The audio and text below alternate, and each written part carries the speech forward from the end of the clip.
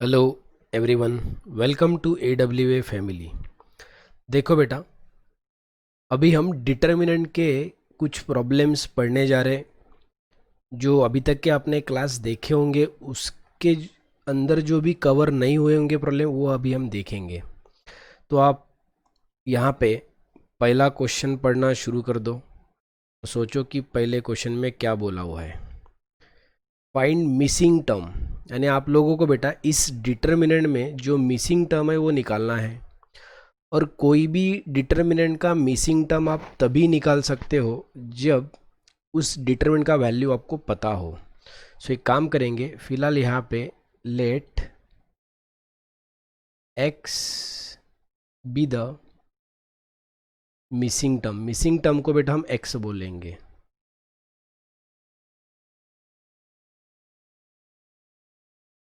इस डिटर्मिनेंट में देख सकते हो जहाँ क्वेश्चन मार्क है वहाँ एक्स है, ऐसा समझ के चलो। तो बेटा ये डिटर्मिनेंट आप लिखोगे कैसे?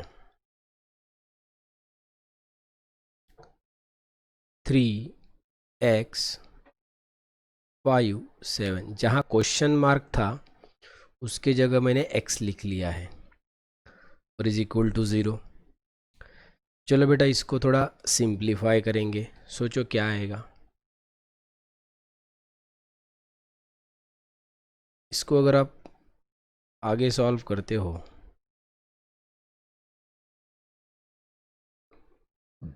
3 7 सा 21 आ जाएगा, माइनस 5 इंटू एक्स का 5x आ जाएगा, is equal to 0। So ultimately 21 equal to 5x है। So therefore x is equal to 21/5। So यही है बेटा उस डिटर्मिनेंट का missing term.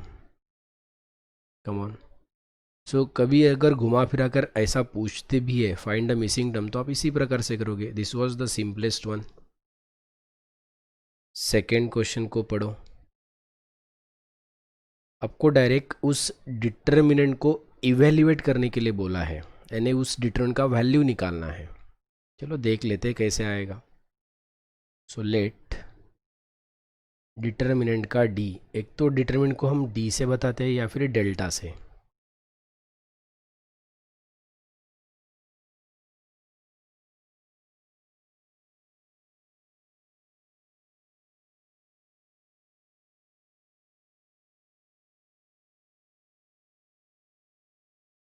Take your time.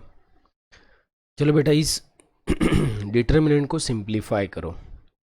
जब आप इस डिटर्मिनेंट को सॉल्व करने के लिए जाते हो तो यहाँ ऐसे आएगा, x-1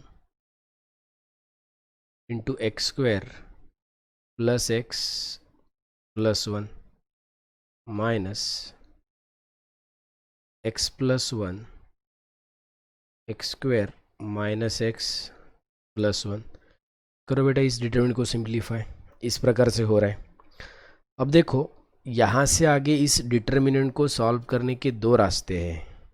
एक तो आप इस x-1 से इस पहले ब्रैकेट के साथ मल्टीप्लाई कर दो और माइनस करके x+1 से फिर इस दूसरे ब्रैकेट के साथ मल्टीप्लाई कर दो तो भी चलेगा। आफ्टर सिंप्लीफिकेशन आपको करेक्ट आंसर मिल भी जाएगा। लेकिन आप में से जिन्होंने एकदम स्टार्टिंग में जो बेटा मैंने बेसिक कंसेप्ट पढ़ाए थे, जिसमें हमने फैक्टराइजेशन एक्सपांशन ये कंसेप्ट पढ़े थे, इफ़ यू रिमेंबर इट, उसमें बेटा एक कंसेप्ट था। वो कौन सा था मैं आपको यहाँ लिख कर देता हूँ, बस आप समझने की कोशिश करो। Come on. a³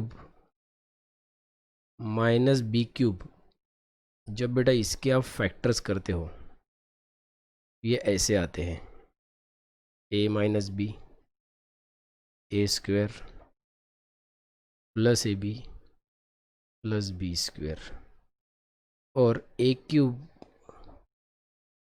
plus b³ के जब आप फैक्टर करते हो तो a प्लस बी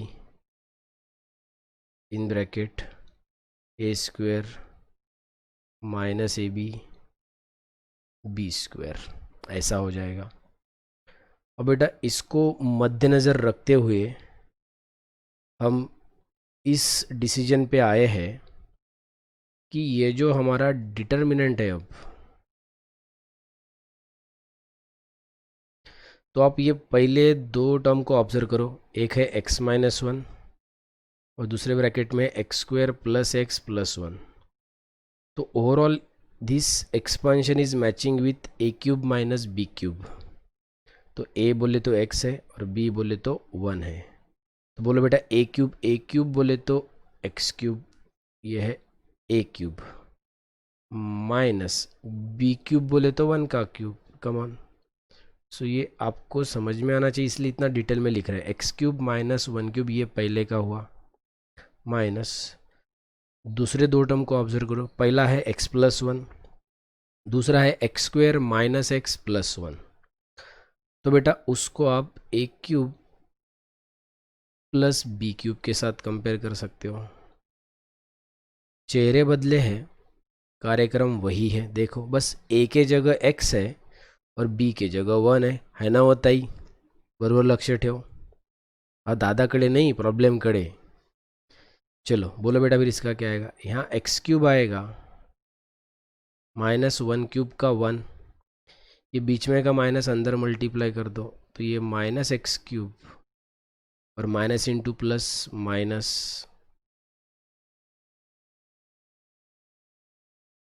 ज़रा सोचो बेटा यहाँ क्या होगा। सो डेफिनेटली यहाँ पे ये दोनों तरफ का x³ हो जाएगा बेटा कैंसल। कम ऑन, सोचो सब लोग। +x³ - x³ कैंसिल हो जाएगा। बोलो फिर।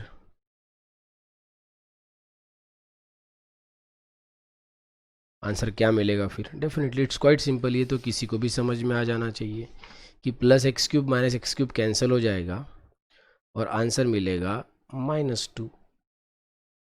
That's it, this is the final answer. ये था सेकेंड का बेटा कंसेप्ट। अभी हम इसी प्रकार से थर्ड प्रॉब्लम को पढ़ेंगे। Have a look. थर्ड में क्या गिवन है बताओ।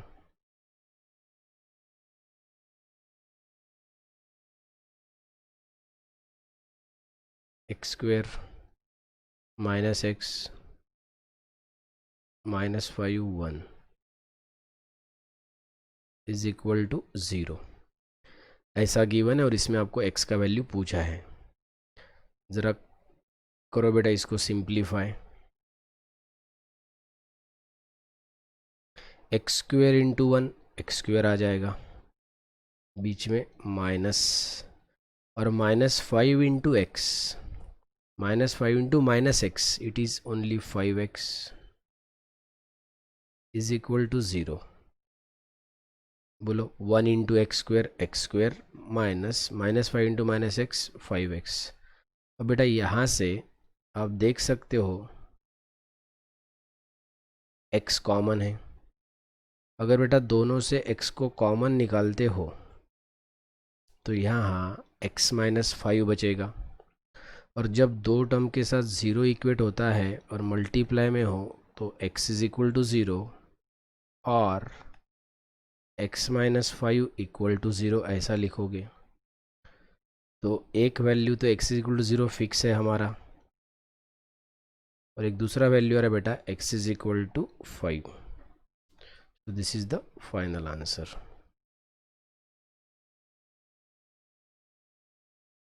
टेक योर टाइम, ये एकदम मस्त और सिंपल क्वेश्चन था बेटा।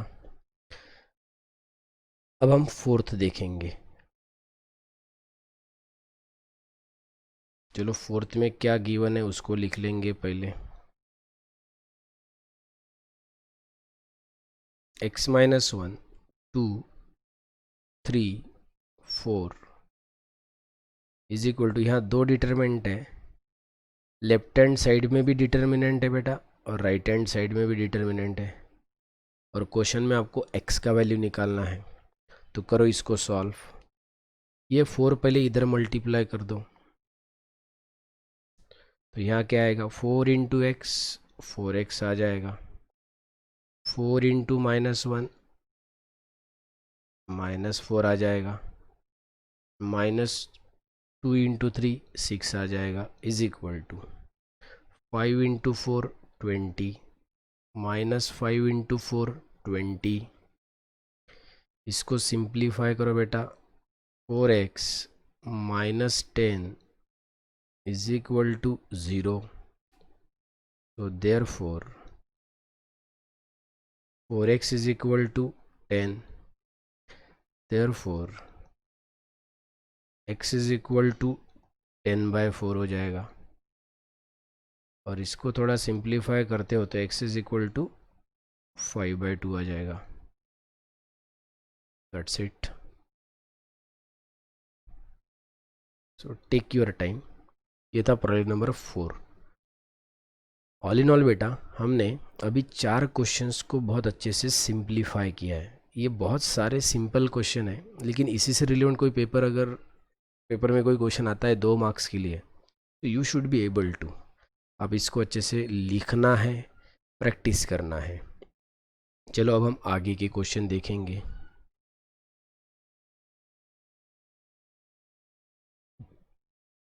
Have a look.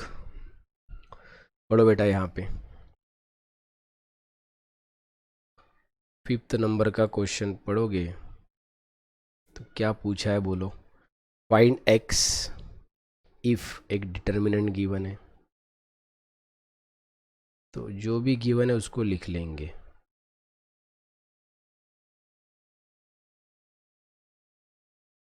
x -3 -1 और यहाँ x+2 इज इक्वल टू 0, ऐसा गिवन है, चेक करो। ये हमको बेटा नंबर 5 में गिवन है और आपको यहाँ पे x का वैल्यू पूछा है, तो बोलो क्या होगा। करो इधर मल्टीप्लिकेशन, तो यहाँ x इंटू x+2 आ जाएगा, -1 इंटू -3 सिर्फ 3 हो जाएगा। कमॉन, ये बीच में का माइनस है, -1 इंटू -3 बेटा सिर्फ 3 हो जाएगा, इज इक्वल टू 0। इस x से करो बेटा अंदर multiply, x into x square हो जाएगा, x इंटू 2x हो जाएगा, -3 इक्वल टू 0 आ जाएगा। अब बेटा -3 के ऐसे फैक्टर ढूंढो कि आपको यहाँ पे +2 मिलना चाहिए। तो 3 और -1 है, क्योंकि 3 इंटू -1 -3 भी होता है बेटा, और 3 -1 ये x का कोएफिशिएंट जो 2 था वो भी आ रहा है। एक और बात, यहाँ जो एक क्वाड्रेटिक इक्वेशन है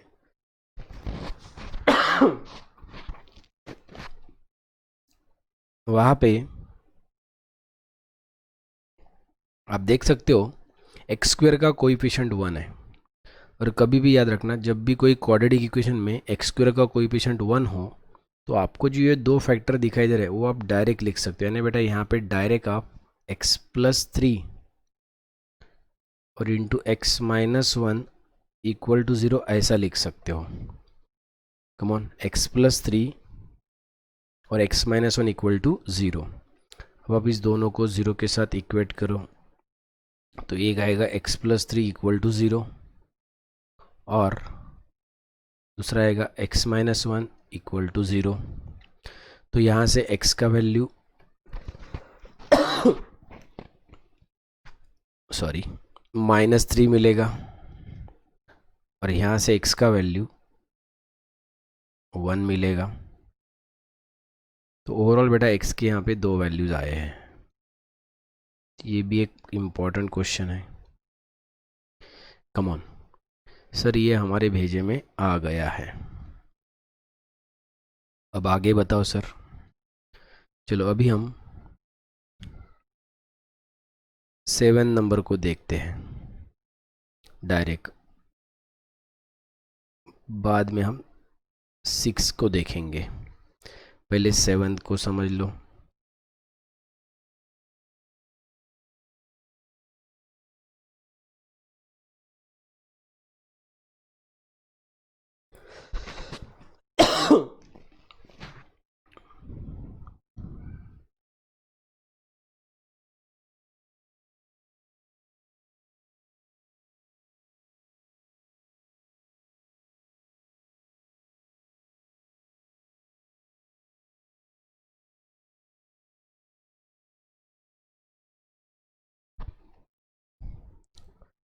चलो इसमें भी बेटा आपको x का वैल्यू निकालना है।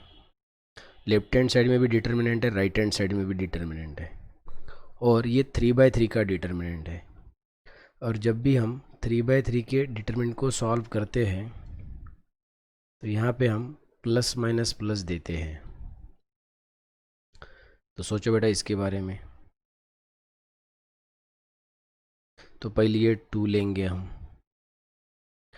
अब 2 के लिए पहला रो और पहला कॉलम डिलीट करो। पहला रो और पहला कॉलम डिलीट करोगे तो यहाँ पे 0 3 -1 और 0 बचेगा। तो 0 इंटू 0 0 हो जाएगा।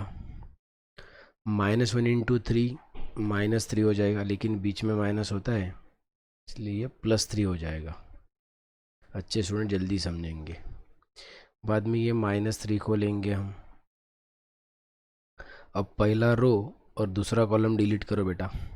पहला रो और दूसरा कॉलम, तो 0 इंटू 1 0 आ जाएगा। -2 इंटू 3 -6 आएगा, लेकिन बीच में माइनस होता है इसलिए +6 हो जाएगा। बाद में x, पहला रो और तीसरा कॉलम कैंसिल। पहला रो और तीसरा कॉलम कैंसिल करोगे तो -1 इंटू 1 -1 और ये 0 आ जाएगा। Is equal to, right hand side को बताओ, 1 इंटू -1 -1, 8 इंटू 2 16, 2 इंटू 3 क्या हो जाएगा यहाँ पे 6 हो जाएगा। -3 into 6 -18, x into -1 -x is equal to -17, 6 -18 -12 -x is equal to -17। अब बेटा ये -12 और इधर का -17 इधर लेकर आओगे तो +17, इधर का -x उधर लेकर जाओगे तो +x, और इस -12 + 17 करोगे तो 5 आ जाएगा। So this was the simplest problem. Have a look. तो बेटा 5th के बाद हमने 7 पढ़ा था। अभी हम 6 नंबर का क्वेश्चन पढ़ेंगे जो मोस्ट इम्पॉर्टेंट है और ये पेपर में आने के पूरे चांसेस है। Come on, this is 100% sure. चलो अब हम इसको सिंप्लीफाई करते हैं।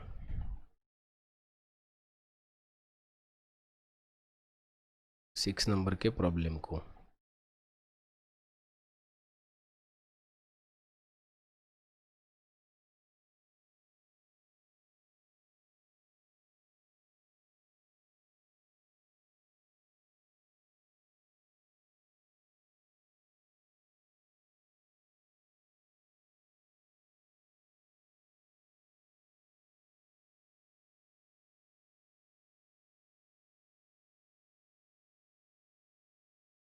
करो बेटा इसको सॉल्व। पहले 4, फिर पहला रो पहला कॉलम कैंसिल करो तो -2x,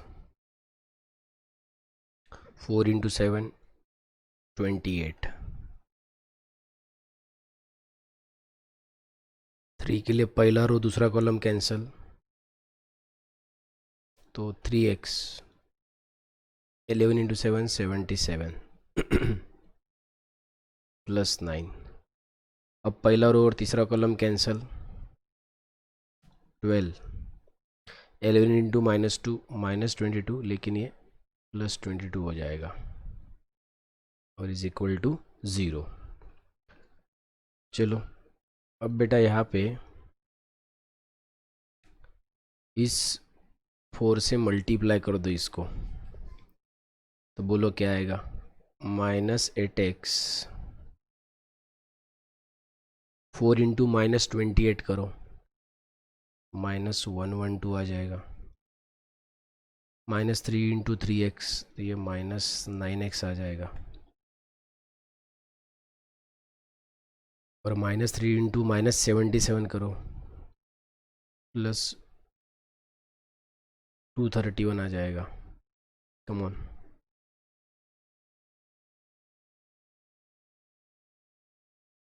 और यहाँ पे एडिशन हो जाएगा इसका, 12 + 22, 12 + 22 34 आएगा। 34 × 9 करना पड़ेगा बेटा, 34 × 9 करना पड़ेगा।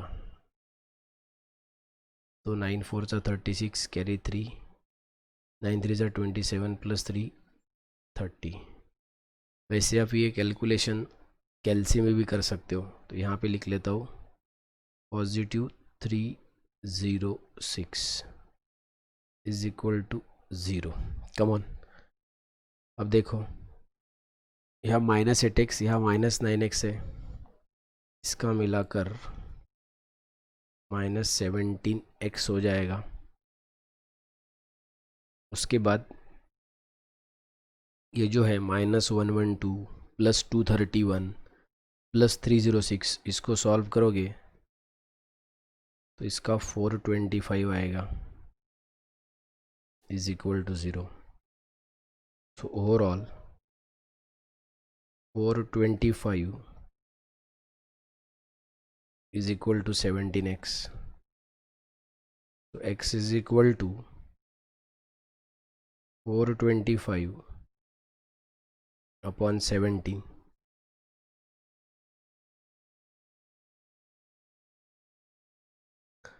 तो after simplification answer will be 25। आप डिवीजन करके देखो, 17 से 425 का डिवीजन करो बेटा, तो 25 आंसर आएगा। So in this way we have completed total 7 problems over here. इसी से रिलीवेंट आप कोई भी एक्स्ट्रा प्रॉब्लम कोई भी बुक से पढ़ सकते हो बेटा। आपका काम है पहले ये 7 प्रॉब्लम को समझना, उसको अच्छे से लिखना, प्रैक्टिस करना, यानी जब भी इससे रिलेवेंट कोई क्वेश्चन आता है तो आपको सॉल्व करते आना चाहिए। और मैं आपको ये डिटरमिनेंट के एक्स्ट्रा क्वेश्चन इसलिए पढ़ा रहा हूँ कि आपका वापस डिटरमिनेंट का अच्छे से प्रैक्टिस हो। So this is all about today. देखो कॉलेज कब शुरू होगा या शुरू होने के बाद पेपर कब होंगे, ये बात की चीज़ें सोचने की ज़रूरत नहीं। बस आपका एक एम होना चाहिए कि मुझे पॉलीटेक्निक के फर्स्ट सेम में 11th में जो भी है जितना सिलेबस है उसको अच्छे से समझना है, पढ़ना है, क्योंकि यही चीज़ें आपको फ्यूचर बनाने के लिए हेल्प करती है। अगर suppose by the chance paper MCQ pattern में हुआ और आपको यही क्वेश्चन एमसीक्यूज पैटर्न में आते हैं, तो आपको बस क्या रहेगा, क्वेश्चन ऐसे ही रहेंगे, आपको 4 ऑप्शंस गिवन रहेंगे। सिंप्लीफाई तो इसी प्रकार से करना पड़ेगा, बस उसमें इसमें इतना डिटेल में लिखने की ज़रूरत नहीं है। तो at the end this will be also useful for your online examination और एमसीक्यू पैटर्न एग्जामिनेशन। बस आपको कंसेप्ट अगर पता है, कैसे सॉल्व करती है अगर पता है, तो आप कोई भी एग्ज़ाम के लिए तैयार हो सकते हो। So this is all about today. जिन्होंने अभी तक के क्लासेस को ज्वाइन नहीं किया होगा बेटा, उनको फटाफट बताओ ज्वाइन करने के लिए, क्योंकि ये चीज़ें बहुत इंपॉर्टेंट है। सिलेबस पढ़ना और कंसेप्ट को समझना और नॉलेज लेना बहुत इंपॉर्टेंट रहता है। इसलिए कॉलेज कब शुरू होगा, एडमिशन कब होगे, पेपर कब होगे, ये बाद में सोचना है। अगर आपने ठान लिया है कि आपको पॉलिटेक्निक करना है या फिर 11 साइंस करना है, तो उसकी पढ़ाई करना आप जल्दी से शुरू कर सकते हो, क्योंकि टाइम किसी के लिए नहीं रुकता है। बस आप जितना जल्दी आप उस टाइम को यूज़ करोगे। एक बात याद रखना, अपना टाइम कभी आता नहीं है, अपना टाइम लाना पड़ता है और उसके लिए मेहनत करनी पड़ती है। यही बातें आप आपके अदर फ्रेंड्स को बताओ जिन्होंने अभी तक के क्लास को ज्वाइन नहीं किया है। Till that, thank you very much, good bye.